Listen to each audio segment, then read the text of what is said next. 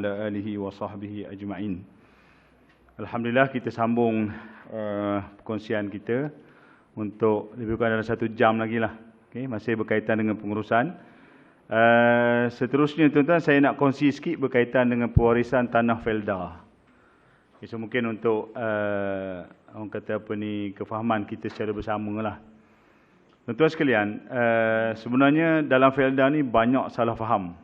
Kita ada 317 tanah Felda seluruh negara. Dan maklumat yang saya dapat masa training sekitar tahun 2000, sebelum PKP lah, 2019-2020, lebih daripada 10,000 kes tanah Felda yang belum selesai.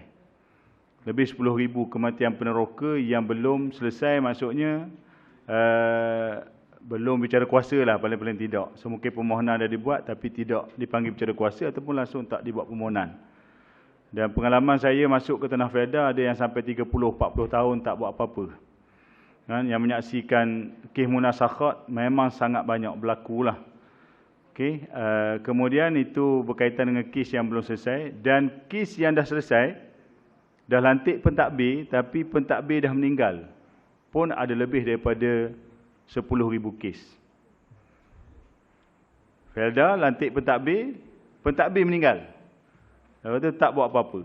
Okey, jadi Felda ni memang dia lah pengalaman saya dengan Felda pun kita tengok kefahaman pihak pengurusan sendiri pun dia seolah macam masih bercelaru, maklumat yang tak standard. Sebab tu saya bawa idea dengan Felda supaya kita buat satu program yang seragam, kan?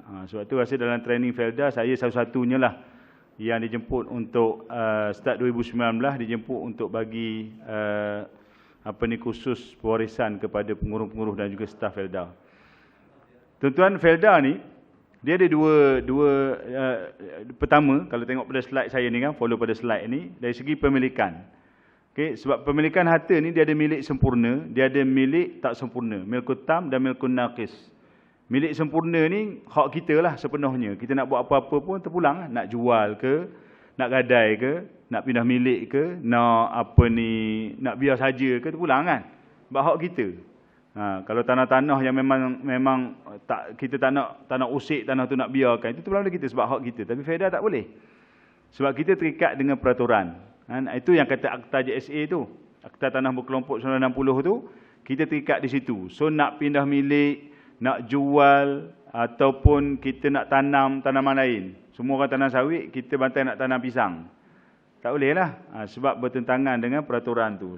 So saya melihat tanah Felda ni dia termasuk dalam milkun naqis, milik tak sempurna.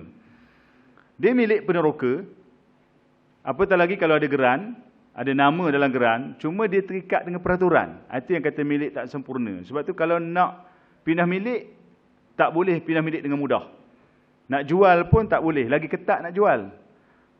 Okey, apatah lagi nak buat, dia lah, kita tak bebas untuk buat ikut suka kita lah.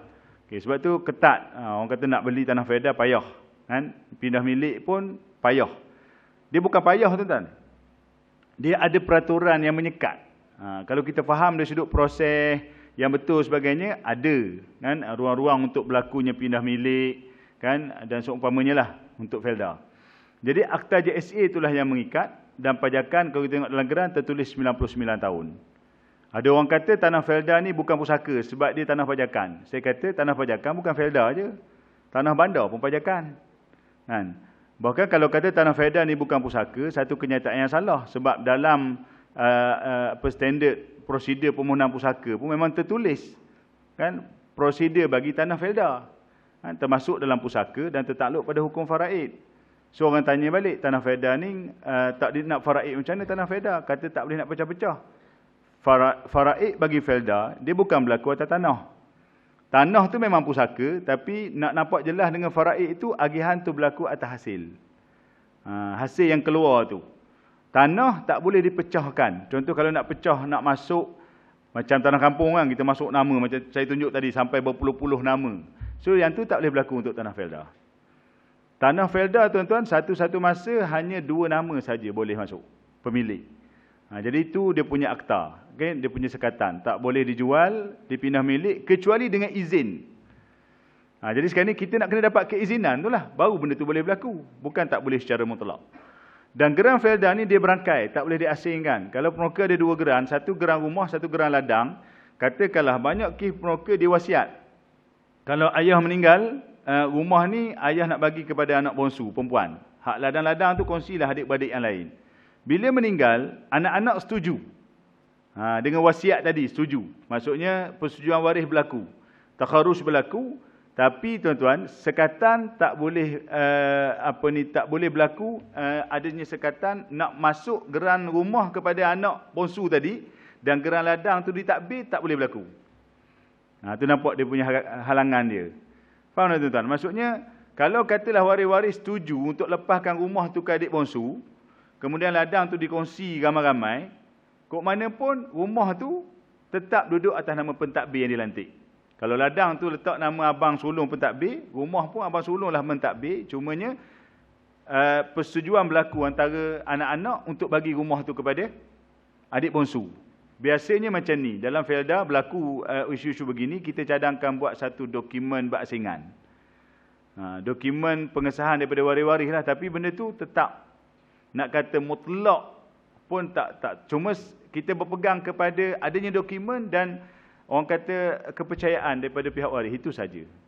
Sebab tu saya dalam felda kita ada satu cadangan lah. Sebenarnya untuk Akta JSA ni ada sesuatu yang perlu kita kaji balik dan kita buat penambahbaikan.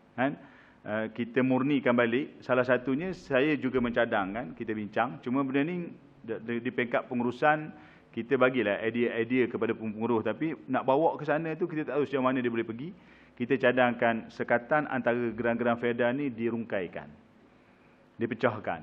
Contoh ladang berasingan, rumah berasingan. Jadi sekurang-kurangnya kalau ada macam kata wasiat tadi kan, nak bagi kepada anak, nak hibahkan rumah tu kepada anak, anak lain setuju, dah clear dan sebagainya, masing-masing dah ada tanah rumah, maka benda tu boleh berlaku. Kita nampak di situlah. Tapi buat masa ni belum ada lagi. Jadi kalau kata nak bagi tu, walaupun anak-anak setuju, dari sudut pemilikan atas kertas tak boleh berlaku. Dia tetap lantik pentadbir. Baik. Kaedah pewarisan, hasil felda tertakluk pada hukum faraid dan jadi hak waris generasi ke generasi. Ini cabaran dia tuan-tuan. Lapis pertama, peroka meninggal, lapis pertama ada 5 orang anak. Contoh, kan? 5 anak meninggal pula, akan datang lapis ketiga pula, berapa orang pula waris di peringkat cucu. Akan datang pula di peringkat cicit. Akan datang pula di peringkat selanjutnya. Antara felda lama di Malaysia ni Lurah Biluk di Pahang. Kan? Dia sekitar tahun 57, 58 macam itulah. Dia punya awalnya felda tu. Sekarang saya difahamkan generasi yang ada di sana dah mencecah peroka, anak, cucu, cicit, kelima dah ada dah. So maksudnya kalau generasi kelima tu berapa orang agak tuan-tuan? Keseluruhannya. Dan bagaimana agihan tu berlaku? Kalau semua waris menuntut hak faraid, bayangkanlah tugas dan tanggungjawab pentadbir itu besar. Yang sekarang ni dalam felda, pakat berebut nak jadi pentadbir. Sebab dia nampak pentadbir ni jadi macam lubuk duit. Padahal dia tak sedar pentadbir itu memegang tanggungjawab yang sangat besar. Tak kena cara tuan-tuan bahaya. Kan? Sebab dia melibatkan amanah tanggungjawab. Jadi biasanya felda kalau semua waris menuntut hak lantik pentadbir. Maka persoalan timbul, boleh tak kalau felda ni kita tak lantik pentadbir? Sebab ada kebanyakan anak-anak peroka dia kata, felda tak boleh. Kena lantik pentadbir je. Kan? Sebenarnya boleh. Boleh lantik pemilik tanah felda, tapi nak 2 orang je lah. 2 je boleh terima sebagai pemilik. Itu dia punya akta dia. Jadi kalau nak lantik 2 pemilik, so kena berlaku takharus lah. Kena berlaku takharus. Tak dapat tidak kena berlaku. Soal takharus tu terpulanglah. Sama ada yang menerima tu bayar ataupun nak bagi free FOC terus pun terpulang pada waris lah. Dan saya banyak mencadang dalam felda ni, konsep-konsep takharus ni kena praktikkan betul.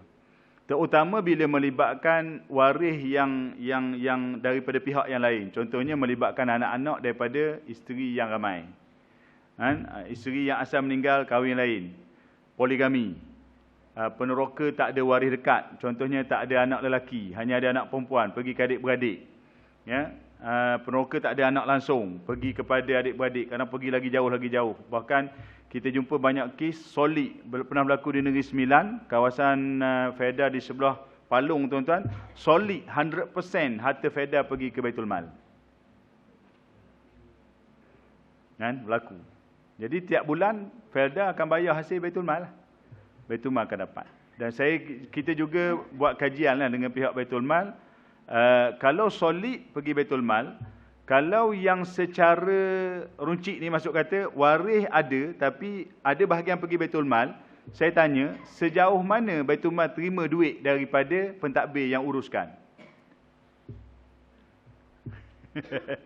Tuan-tuan faham maksudnya kan? Katakanlah peroka ni ada anak perempuan seorang, tak ada waris lain. Separuh, 1/2 anak perempuan, separuh lagi Baitul Mal. Kita buat kajian lah, kajian secara tak formal lah tuan-tuan. Kalau siapa nak buat kajian detail, buatlah master PhD tak apa, saya bantu. Ikut belakang je. Nak suruh saya buat, saya rasa tak daya nak buat. Jadi kita cek, kita tanyalah sidik berapa negeri. Setakat ni yang ada dia orang kata dia orang tebus. Yang ada tebus. Maknanya bahagian kecil Baitul Mal tu waris terima bayar. Kan? Baitul Mal terima duit, so dia orang lepaskan bahagian tu kepada waris yang tebus. Okay, yang kes yang waris pentadbir ni, contoh kata separuh anak perempuan, separuh Baitul Mal, anak perempuan jadi pentadbir, keluar hasil 3,000, 1,500 hak anak perempuan, 1,500 hak Baitul Mal terima tak 1,500 tu? Jawapannya, tak ada tuan-tuan. Itu dia punya keadaan situasi. Dan saya percaya banyak sebenarnya. Cuma tidaklah setengah, kadang-kadang sikit je. Kan? Kadang-kadang mungkin dalam berapa persen je ada, tapi kok mana pun ada hak ke sana. Okey, jadi kita juga mencadang macam-macam bentuk cadangan lah tuan-tuan. Tapi nak sebutnya, kes-kes berat tu ada. Baru ni saya bantu satu kes di Pahang. Peneroka ni dia hanya ada isteri. Isteri ni isteri baru dia. Isteri pertama dah meninggal, ada isteri dan tak ada anak. Saya jumpa makcik ni, dia minta kita bantu. Kita datang ke rumah dia tuan-tuan. Saya ni consultation kita, orang tak datang jumpa saya datang jumpa orang. Tu lebih kita tu. Kan? Kalau rasa dengan lawyer, rasa tak ada lawyer buat macam tu. Ke ada? Kita buat servis sampai begitu. Okay. Kita pergi cerita kepada makcik itu, tanya dia kata arwah suami ada adik-beradik. Saya tanya dia lelaki ke perempuan? Dia kata semua perempuan Ustaz, ada 3 orang. Saya dalam kepala masa tu duk bayang, okey 3 perempuan 2/3 lah. Adik-beradik perempuan Lepas tu tengok dokumen, dia keluar IC, dia dah ambil IC, tengok-tengok binti lain. Binti adik-beradik perempuan tu tak sama dengan si mati. Jadi dia orang adik-beradik seibu. Adik-beradik seibu ataupun adik-beradik tak tergamak nak sebut tak. Adik-beradik seibu. Saya tengok Allah adik-beradik seibu 1/3. Adik-beradik seibu ramai 1/3. Seorang 1/6. Jadi isteri 1/4, adik-beradik seibu 1/3, ada baki lagi besar. Baki lagi besar, 1/4, 3/12, 1/3, 4/12, 7, 5/12. Untuk baki lagi. So kita nak kena cari waris lain. Cari, dan arwah memang tak ada adik-beradik lelaki. So tak ada anak saudara lah. Senang cerita, tak ada adik-beradik lelaki, so tak ada anak saudara. Tak payah cari anak saudara tu. Cari juga anak saudara. Dia tak ada adik-beradik lelaki. Adik-beradik dia semua perempuan. Tu takkan wujud anak saudara lelaki daripada adik-beradik lelaki. Okey, kalau ada yang mengaku tu keberat lah tu. Tu makhluk asing. Tuan-tuan, kita cari sebelah atas lagi. Pak saudara. Pak saudara tak wujud dah pun sebenarnya. Tapi kita nak follow sampai ke bawah tu. Kita cari pak saudara. Baru dapat maklumat, dia kata arwah suami dia ni, ayah dia asal Indonesia. Jauh. Saya dah kata dah gelap gambar lah. Tak nampak dah. Nak cari mana tuan-tuan? Nak pergi ke sana? Tak jumpa dah. Kalau ada pun, dia banyaklah dia punya cabaran dia. So kita nampak sekarang ni, penyudahnya kalau bawa urusan pusaka, Baitul Mal lah. Baitul Mal. Duit ada 200,000 lebih, tanah Felda dengan rumah yang besar dan sebagainya. Saya buat kira-kira, makcik tu tanya, Ustaz, kalau kita ambil duit 200,000 ni, kita bayar Baitul Mal macam mana? Saya kata, mana boleh makcik? Duit 200,000 tu, Baitul Mal pun ada bahagian dalam tu. Dia nak guna duit 200,000 tu, nak lepaskan rumah Felda sebagainya kan? Tak boleh makcik. Dalam rumah tu ada bahagian Baitul Mal, 5/12. Dalam kereta ada bahagian Baitul Mal. Dalam duit ada bahagian, semua ada bahagian Baitul Mal. Dia termenung lama macam mana Ustaz? Dia kahwin dalam 7 tahun dengan arwah. Tak lama tuan-tuan sebab dia kahwin tu, sebab arwah isteri pertama dah meninggal. Saya kata macam ni lah, kalau makcik rasa nak tuntut harta pencarian, makcik bawa kes dulu ke Mahkamah Tinggi Syariah. Tuntut dulu. Tapi dia tidak akan menghapuskan semua bahagian Baitul Mal. Dia tetap akan ada. Cuma dia mungkin akan mengurangkan situ. Tapi atas mahkamah lah. So sekarang ni dia kata dia cari peguam, dia nak tuntut. Tu suruh macam itulah, kita dah bagi nasihat bentuk macam tu. Tapi kok mana pun, selesai di mahkamah syariah, tuan sepencarian, dia tetap akan kembali ke pejabat pusaka untuk sahkan benda tu ke Baitul Mal atas bahagian yang ada tu. Itu antaralah tuan-tuan, kalau nak kongsi terlalu banyak lah. Dan kita jumpa dalam Felda tuan-tuan, isu wasiat. Kalau nak tunjuk, tak payah tunjuk lah. Ni satu kotak ni ada dalam 5-6 dokumen wasiat. Yang peneroka bila cerita pada saya kata wasiat ni memang agak bermasalah lah. Bila kita bagi tahu macam ni je lah. Makcik wasiat ke anak, pakcik wasiat ke seorang anak. Agak-agak kalau pakcik mati nanti, anak pakcik lain setuju tak? Oh, kena setuju ke Ustaz? Dia tanya soalan macam tu. Kan? Maknanya, dia orang faham, seolah bila wasiat tu beres. Nanti dia mati dapatkan anak tu je. Contoh begitu kan. Sedangkan dia ada anak lain. Bila kita tanya macam tu, agak-agak pakcik, anak lain setuju tak? Kan? Bila pakcik meninggal nanti. Sekarang, kalau anak setuju, tak boleh pakai lagi sekarang. Masih hidup. Wasiat ni, wasiat pada waris kan. Semua boleh kata jawab, oh, takkan dia orang setuju Ustaz. Pakcik ingatkan dah buat tu, dah boleh pakai lah. Ini banyak yang salah faham begitu. Dan kita jumpa banyak kes-kes yang sangkut.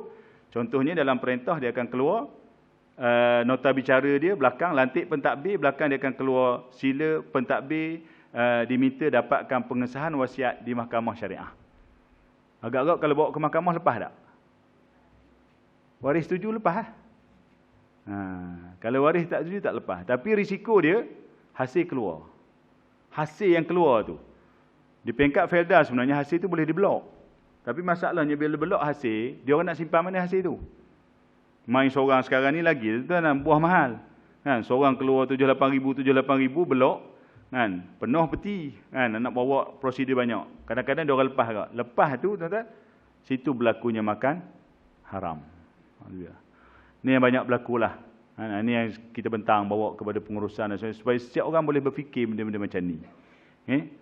Okey, so jadi nak jadi pemilik boleh. Semua setuju, jadikan pemilik seorang ataupun dua orang. So tuan-tuan, Felda ni dia punya cerita pewarisannya panjang. Sebenarnya bukan Felda lah, di luar pun sama juga, tapi maksudnya sebab bila melibatkan hasil itulah yang panjang. Dia bersambung-bersambung.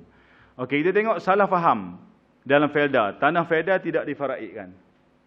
Ini ada lagi wujud. Oh, ini bukan pusaka ni. Ada yang kata, tanah Felda ni bukan pusaka, ini anugerah kerajaan. Lepas tu mula datang, bila peneroka mati, hak isteri dulu. Peneroka mati, hak isteri. Peneroka mati, hak isteri. Dan ada sebahagian anak-anak tak tahu pun. Bila meninggal, bagi pada mak. Sebab kami kira hak mak. Padahal dia orang ada hak faraid. Situ yang banyak salah faham yang berlaku. Okey, dapat kepada isteri. Hasil Felda bukan harta pusaka. Macam-macam dia punya salah faham dia. Hasil Felda ni dibahagi sama rata. Pernah ada satu kes tuan-tuan, anak peneroka perempuan telefon saya. Dia kata, Ustaz, ayah saya meninggal. Kami ada anak-anak ayah ni ada seorang lelaki, ada 4 perempuan. Dia cerita dulu lah. Okey. Dia kata masa bicara kuasa dulu lepas ayah meninggal, anak lelaki nak faraid. Anak lelaki nak faraid.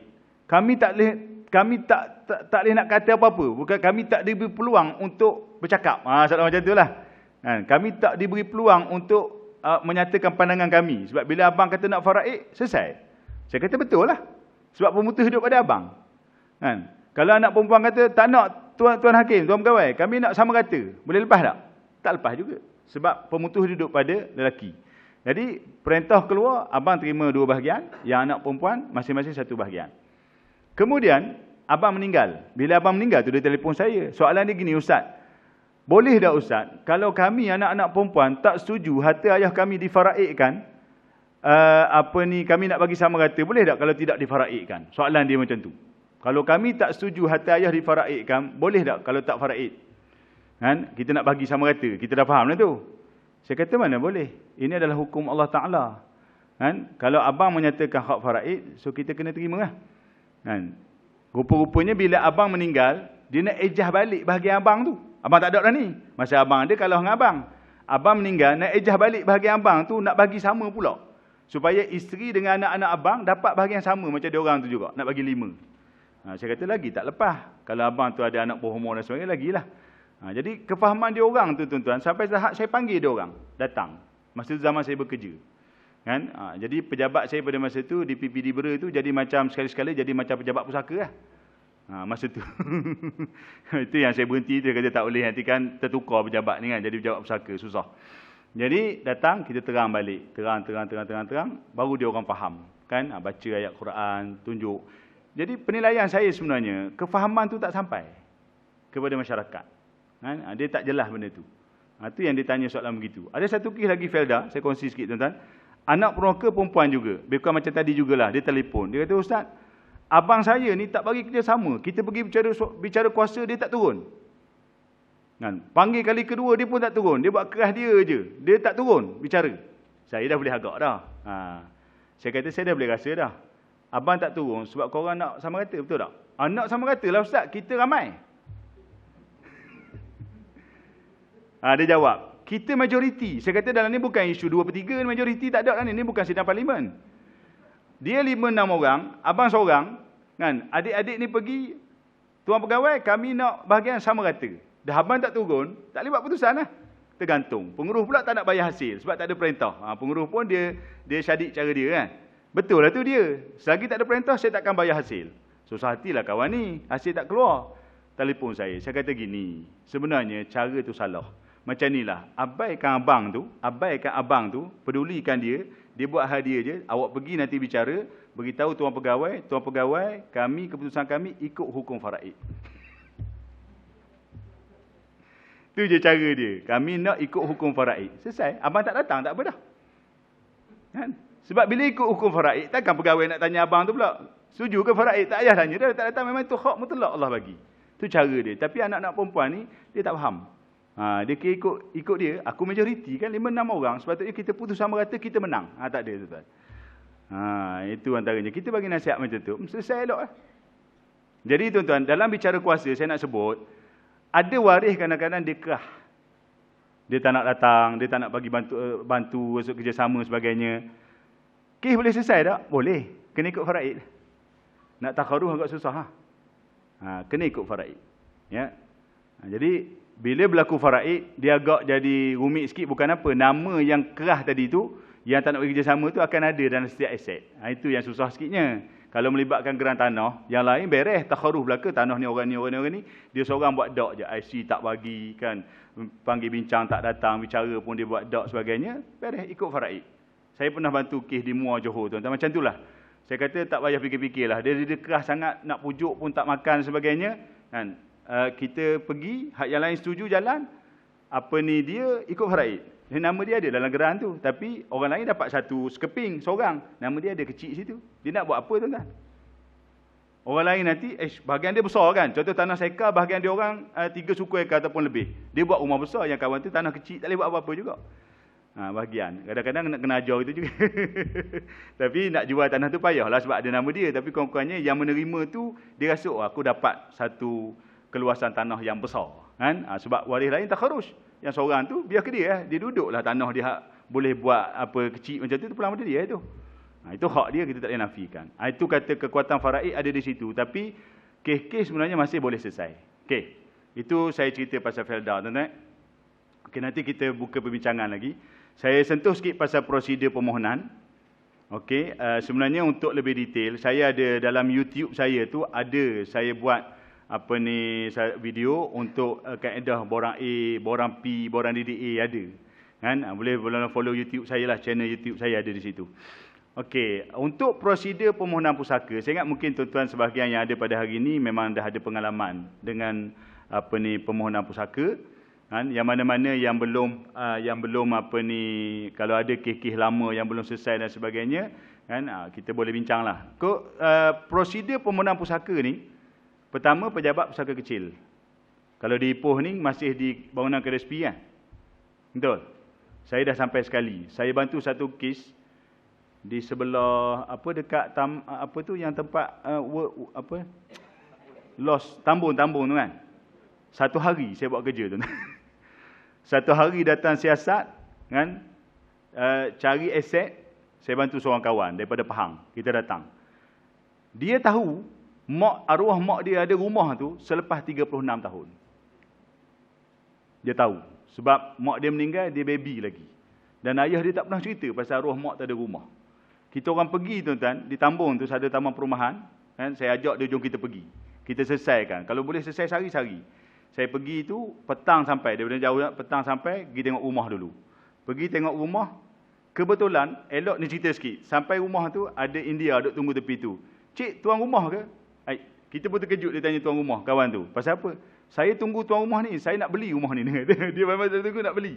Tuan rumah pun tak pernah datang. Tuan rumah dah mati dah tuan-tuan. Orang menyewa pun dah tinggal lama. Rupa-rupanya, rumah tu dah kira teruk sangat. Sehingga jiran sebelah tu terpaksa tebuk diri dalam sebab dia tak nak rumah tu jadi anak-anak aku merebak ke rumah dia. Dia tolong jaga daripada dalam. Sampai gitu tuan-tuan, jiran sebelah terpaksa buat. Kan? Depan nampak buruk. Tapi dalam dia tebuk, dia tolong jaga daripada dalam. Kalau daripada luar nanti fitnah. Bagus jugalah pemikiran dia. Tapi kita, tuan dia reda je lah.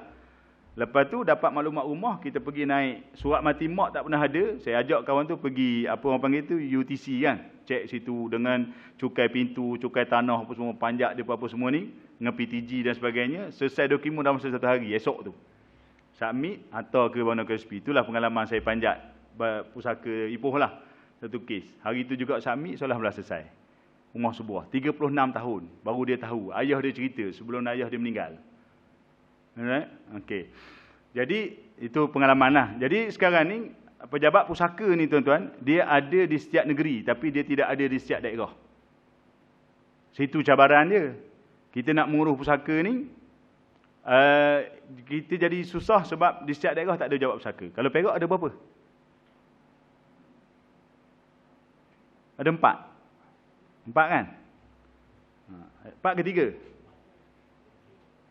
Lebih kurang itulah rasanya. Kalau di Pahang ada 3, Terengganu ada 3, kan? Ada 4. Kan? Jadi pejabat pusaka ni dia tidak ada di setiap daerah. So bila tak ada setiap daerah, jadi cabaran untuk pengurusan tu memang rumit lah. Kan? Dengan kerenah, kadang kita berusaha di pejabat tanah dan sebagainya. Tapi nak sebut, inilah tempat permohonan pusaka dibuat, pejabat pusaka kecil. Kan? Yang mana di pejabat pusaka kecil ni untuk melibatkan harta ta'alih dengan harta alih sahaja. Ramai waris yang salah faham. Contohnya, dia pergi amanah raya. Tak maaf, kita cerita amanah raya. Kita ada mantan eksekutif